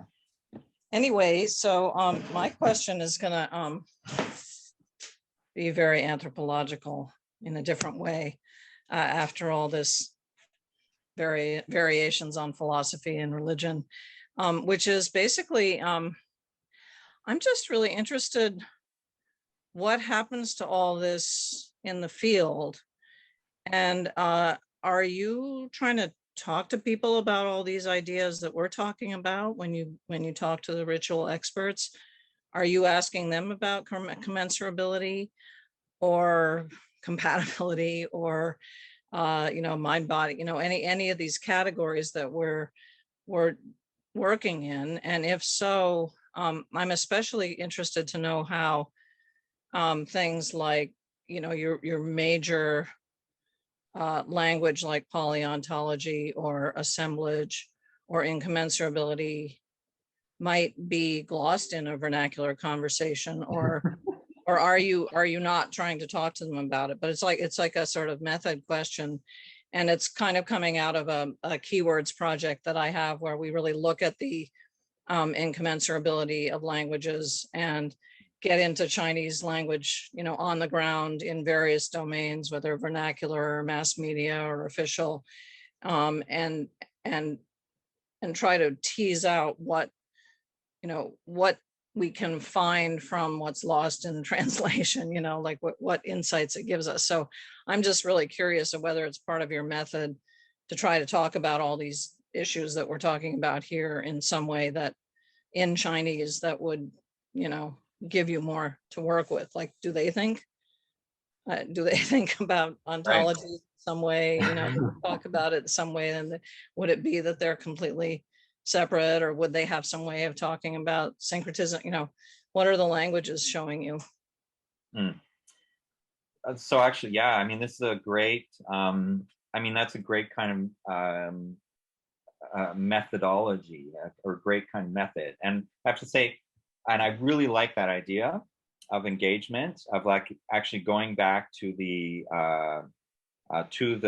people with whom we are collaborating in conducting the research, and actually kind of having a discussion on these theorizations with them.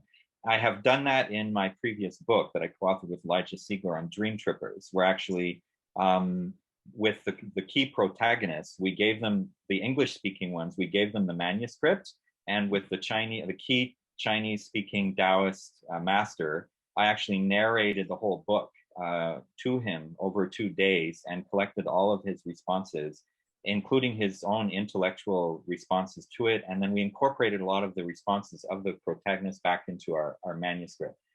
But for this project, that has not been done. And then and for simply logistical reasons, that the research, as I said, it was actually conducted through a number of short field trips, which were about collecting the ritual observations, the text, doing some interviews, and then it was actually, the material was put aside for many, many years. And sadly, our chief informant, the main priest, he has passed away since then. So even if we were to go back, the same people, anyway, we lost touch with them, and the same people are.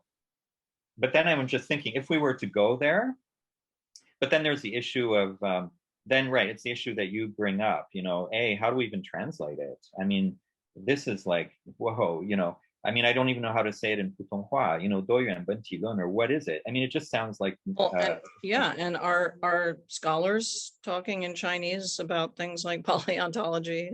Well, actually, I have started talking about some of these things in China.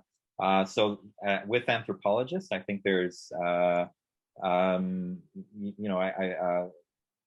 this part, I have been, in fact, I published a paper in China with an earlier formulation of this, but I really tried to use different language.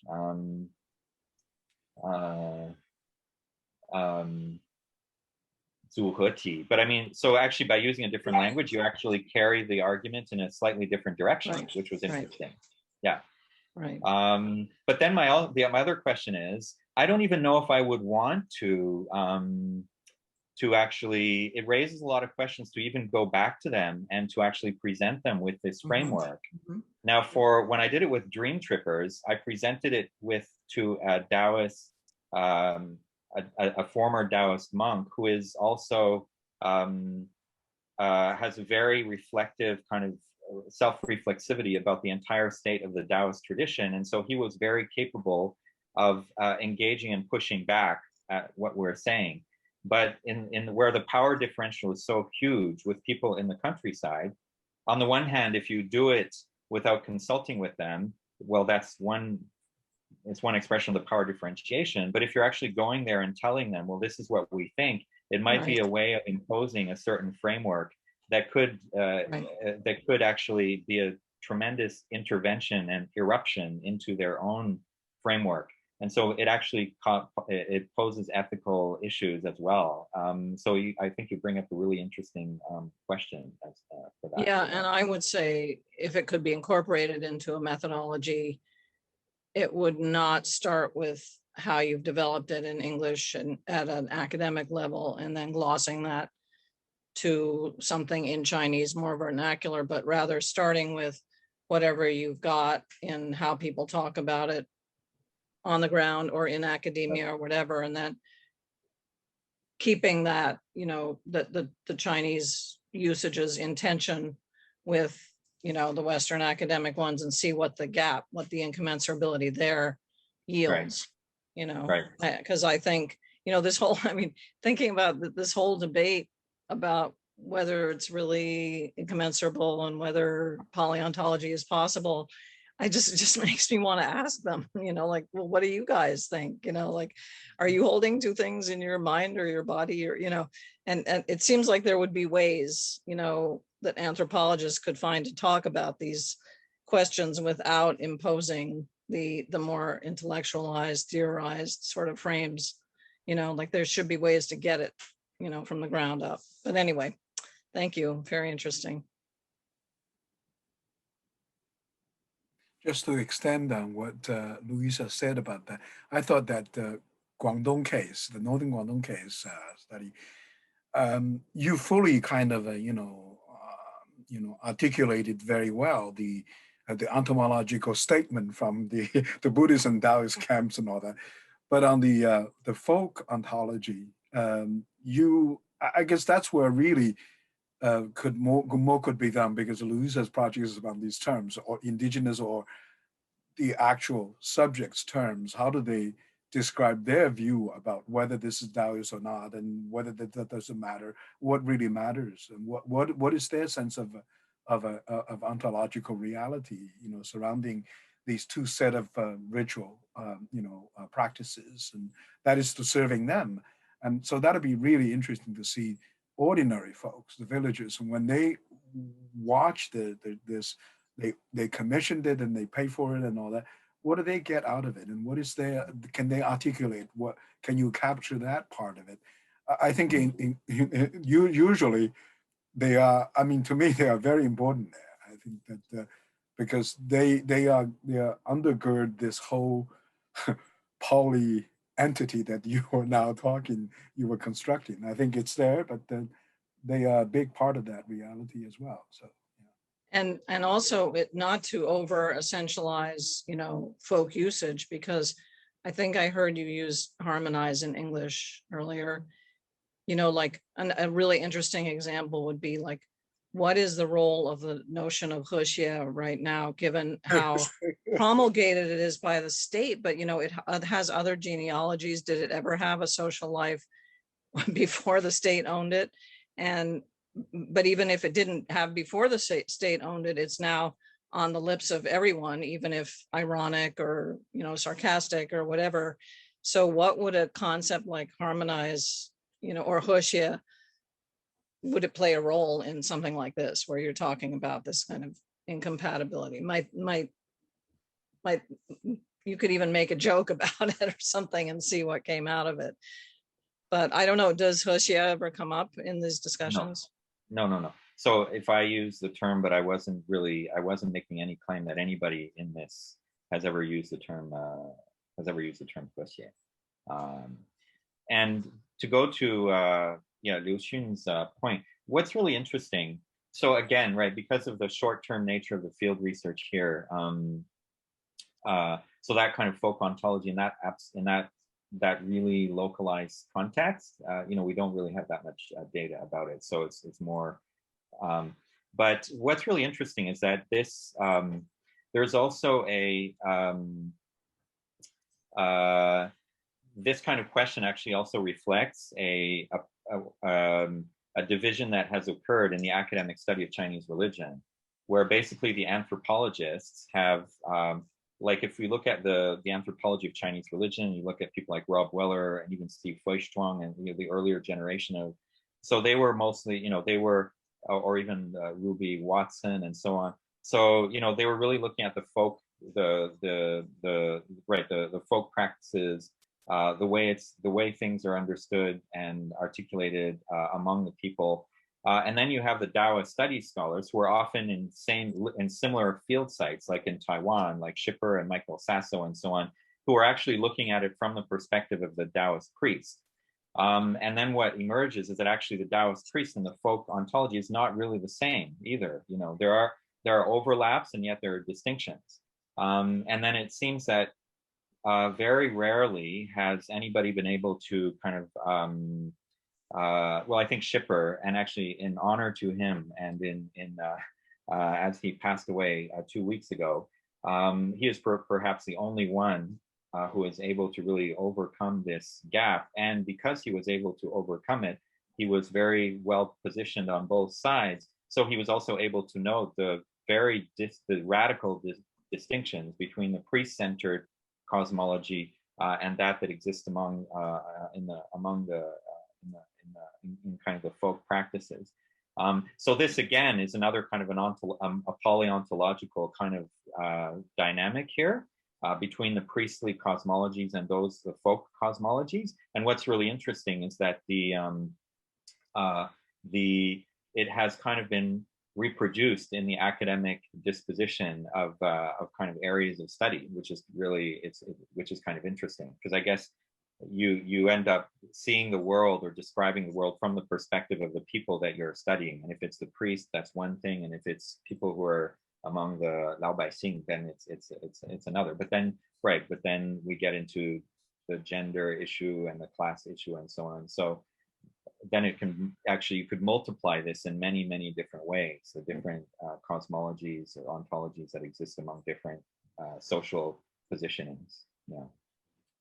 Okay, so I think we're pushing at 9. So let me just there are 3 questions left. So I'll read one from the chat room, and then Gil, and then we just we'll just put them all together, at least put the question out, and then David, if you want to address anyone or comment whatever, then we can we do that? Do it that way? Is that okay?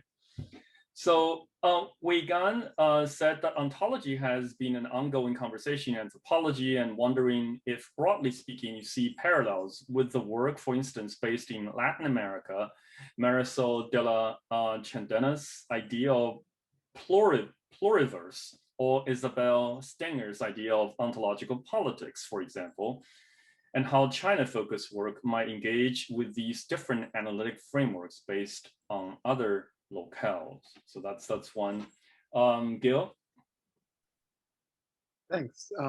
Just another question that I think one of the questions, and it relates to what you just said about sort of the distinction sometimes between Taoism and folk religion and so on, but another way perhaps to think of what's going on in this particular really interesting structural combination that you found in northern Guangdong is that one of the things that very, very often happens in Chinese religions traditionally is that it's a kind of a repertoire or a toolkit of almost like discrete units that can be pulled from different places. They don't necessarily always carry a full cosmology and ontology as much as a particular sense of efficacy.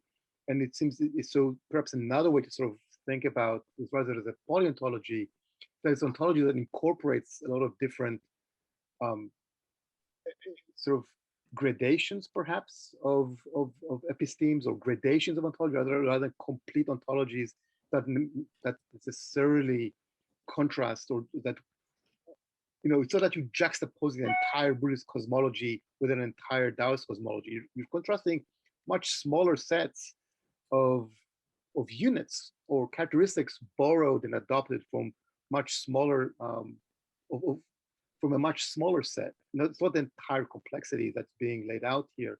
So I think the word assemblage might be a little bit more suited, perhaps, than the poly-ontology, because that assumes that there is, in fact, full-blown ontologies at work, and I don't quite see that. But again, I've been sort of drifting towards thinking about repertoires, and then think of Chinese religions, including Taoism, sort of concretions along this large stream, and so different concretions take place at different times, and we sometimes give them names, or they sometimes give themselves names, but they're far more porous than discrete bounded units. All right, Vitus? Yes, thank you. Just maybe a comment on what Louisa Shine and Lucian were saying. It reminded me this idea of Henry Rosemont Jr. about how religions are studied, and he says that the usual way in the scholarship is that we ask what people believe in, and Rosemont is suggesting maybe a better question to ask is what people do. It seems as a very relevant idea for what we are discussing here, because this question of what people believe in seems to me as a question that is relevant for theologians, for priests of certain religion, maybe also for scholars like us researching that, but maybe it's not necessary for people, the practitioners of that religion.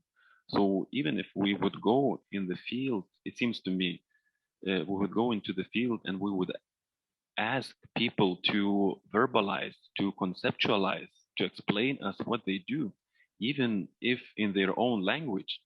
Wouldn't it be some sort of unnatural forcing from our side for these people to do something that it's unnatural, something that practice doesn't require, that conceptual level, this definition level of definitions? So it seems to me that even if we ask in their own language, whatever answer we get would be still and why, and they're like outside from the very practice, and that practice of theirs also seems to me is something of a more of a smooth oneness that cannot be even named as multi-ontology, because it's still one reality where they live. But maybe I'm getting into the field that it's not my own and I don't understand much. So, but thank you once more for a very inspiring talk. Comment on any? Yeah, go ahead. Yeah, okay. So just to, I guess, just general, just a general response to, first of all, the first question. Right. So yes, I do hope, but this will take some time to see how some of these questions, some of these cases can contribute to some of the debates in ontological anthropology. And you mentioned some of the authors, and there are others. But I see it as a gradual process of first building up on the material that we have, and then seeing how we can really specifically engage with some specific debates. But one thing, though, that really strikes me, and so that's my answer to Gil's question, is that yes, these are assemblages. They're absolutely assemblages. So I talk about poly-ontological assemblages. So assemblages that bring together different ontologies. And so then one could look at, there could be very loose assemblages, or very, very well, this particular case is one where the assemblage is quite, very, it's put together in a very neat way. So that's what I'm talking about. I'm talking about poly-ontological assemblages. But then one thing, though, that I think this case, it really, it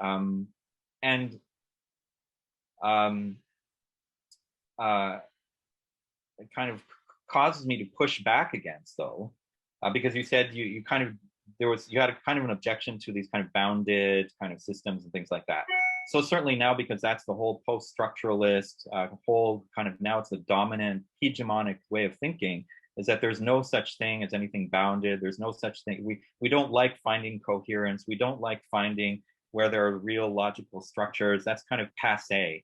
But I'm sorry, you know, we do see things, and this is, for me, this is evidence, you know, that there is, you know, that people actually do act in very coherent ways, you know, and that they actually construct very structured systems that have coherent that have coherent you know, coherent and bounded components.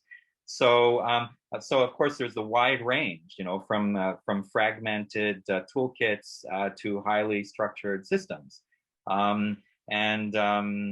so I'll just leave it at that. I'll leave it at that. Yeah. And I just want to say, actually, today, these questions, all of them were just so 非常尖锐, right? Just so pointed and challenging. And they're really helpful for me to really continue thinking about this. And so I really appreciate it. Well, on that very nice note, well, thank you, David, very much for this very inspiring talk, and for all of you for contributing to this wonderful night of conversation, or morning of conversation on your end. Thank you very much. So we will see you some other time. Good morning, good night. And thank you for organizing such and putting together such a wonderful online talk. Okay. Yes, thanks a lot, Tao Jian. I really, it's been a lot of fun today. Thank you so much. It was great. Thank you. It's wonderful to see Thank you, David. so many friends.